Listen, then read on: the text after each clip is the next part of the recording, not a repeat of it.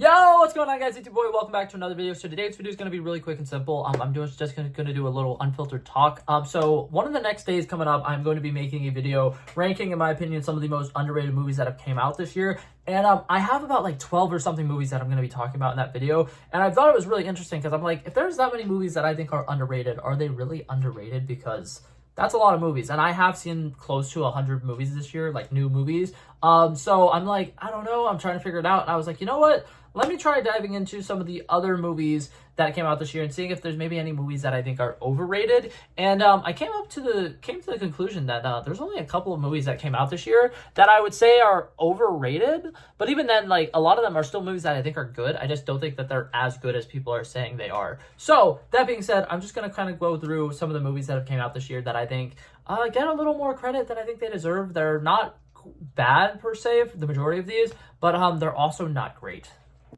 Alright, so the first one I'm going to talk about is the only movie on this list that I think is actually a pretty bad movie overall. And I don't know necessarily if this movie is overrated or not, because I've seen a lot of the people online also don't like this movie, but I've also seen a lot of people online who would rank it higher than some other movies that have came out in November. And of all the movies that I saw in November, this was by far the worst one, and there's literally no competition. I think that this movie failed in almost every single aspect except for the visuals. So the movie I'm talking about right now is Ridley Scott's Napoleon movie starring Joaquin Phoenix and Vanessa Kirby. Personally, I think that Vanessa Kirby is great in it. Her acting performance is fantastic in it. I think that Joaquin Phoenix, his acting performance in it is all right, but it also just feels like Ridley Scott didn't really understand who Napoleon was, and it really just does not feel like a great historical movie. I feel like they took a person from history who is infamous for being one of the most like well-respected leaders in all of history, and they made him into a giant man-child baby who is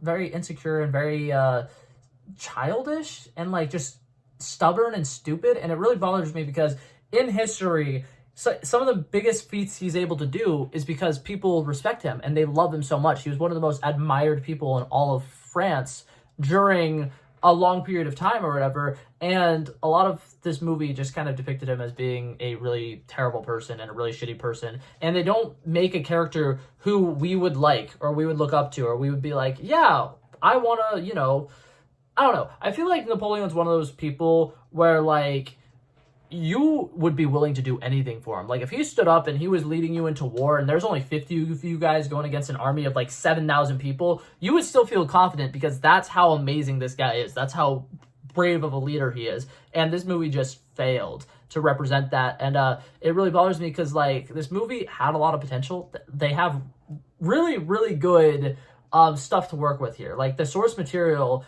is the most interesting man in all of history, and they ended up making a terrible movie. They tried to say way too many things with it. They had literally spent so much time with things that aren't that important in his history, and it really bothers me because some of the biggest parts of his history, like him getting exiled, should have been a good like chunk of the movie, and they were reduced to like 5 minutes, and it drives me insane. Alrighty, so the rest of these are movies that I think are still relatively good. I just don't think they're as good as the credit that they're given. Like, some of these people are like, oh my god, this is one of the best movies that have came out this year. And I'm like, I don't see it. Like, it's okay. Like, it's a good movie. I enjoyed it. But I'm not going to be like, this is one of the best movies that have came out. So, the next two I'm going to talk about are specifically video game movies. And I do think that video game shows, video game movies, all of them have been getting significantly better. And it is really nice seeing kind of the rise of these games that, these movies that are based off the video games that people have played growing up. And it's really nice. But some of these adaptations are kind of getting really high praise because they're just popular franchises that people really like, and they're like, oh my god, yeah, it was amazing. So the first one I want to talk about, the Super Mario Bros. Movie. I think that it's a good movie. I think it's a whole lot of fun. I definitely think it's a good kind of action adventure type thing to bring your kids to. But overall, a lot of the references feel really forced. They did interesting things with the characters. I feel like Donkey Kong's character, I'm not gonna say it was ruined, but he's weird. I don't like what they did with him. What's it called? I feel like the Bowser and Princess Peach, love story thing is like really played for laughs, which I mean, it's definitely one way you could take it. I think that it works, and I do think that Jack Black's performance as Bowser is one of the best parts of the movie, but like, it just feels like a really weird movie. And then they have a couple of scenes in there that's just like Illumination being Illumination. It's the highest grossing movie that came out I believe this year. I believe it's the highest grossing movie that's came out this year. And then I believe it's the highest grossing animated movie that's ever came out ever. And like, it's good. I just don't think it's that great. And then speaking about animated movies, it's like, what's it called? I think there's at least 3 animated movies that have come out this year that are better than it. So I just don't think it's that great. And now, while we're still currently on the video game topic, I'm going to talk about the Five Nights at Freddy's movie. This movie is so weird because when I first watched it, I didn't like it. I hated it. I came home and I was like, wow, this movie really sucked. And then TikTok happened and a bunch of people were like, oh, it's really good. I think it's really symbolic because they did this thing. And oh my God, this is a great storytelling. And oh my God, we love this. And I got gaslit into watching it again. And then because of all these edits and stuff and everybody online being like, oh my God, it was a really good movie, I was like, yeah, this was great. And then I've watched it again since. And it's terrible. I'm so conflicted with this movie because I really don't hate it, but I really don't like it. I think that something that's very apparent about it is Blumhouse kind of is like, we're going to have a bunch of Five Nights at Freddy's movies, so we can go ahead and just make this movie a giant origin story and have it just be pretty much just exposition the entire movie, which is fine, right? I think it works. It introduces us to the animatronics, it introduces us to Mike, and like, it does a good job of setting up things to come in future movies, but at the end of this movie, it literally just feels like setup. Something that I hate about it is this is a video game franchise that gave me nightmares my entire childhood, and there weren't any parts of the movie that were really scary at all. Like, there's the part where Freddy eats a person, and, like, you see, like, the bottom half of their body fall.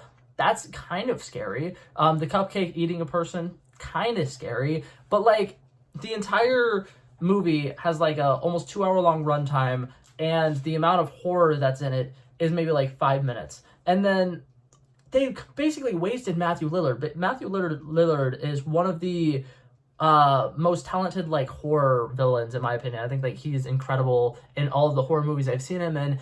And they got him to be in this movie for like 3 minutes. And his one line where he says, "I always come back," or whatever, it feels so forced. Like, yeah, it's a big thing for the video game, but in the movie he didn't earn that. Like, he's been in the movie for 3 minutes. And everybody online was like, oh my God, best line ever. Yeah, Matthew Lillard. And I'm like, they wasted Matthew Lillard. Okay, and then I have 2 more, and these are both kind of controversial, so I'm kind of going to speed run these 2. The next one, Netflix's Extraction 2. I know a lot of people are like, this is one of the best action movies that came out this year. I think that the action part of it is incredible, but I feel like none of the characters work. Like, what's it called?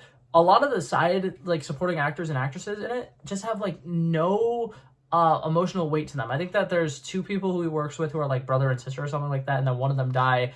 That emotional scene works really well. But, like, the family that he's rescuing, a lot of them, like, not great actors. The kid actor who's, like, kind of, like, turning on him and accidentally, like, revealing their location to his father or whatever, like, not great. And I feel like aside from the really, really long... I think it's like a 20-minute long one-shot where they're going all over the town and there's a fight scene in the prison and stuff like that, that all of that action works really, really well. And I love it. And I do think that it's a good movie. I just don't think it's, like, groundbreaking in the way that people are like, this is one of the best things I've ever seen.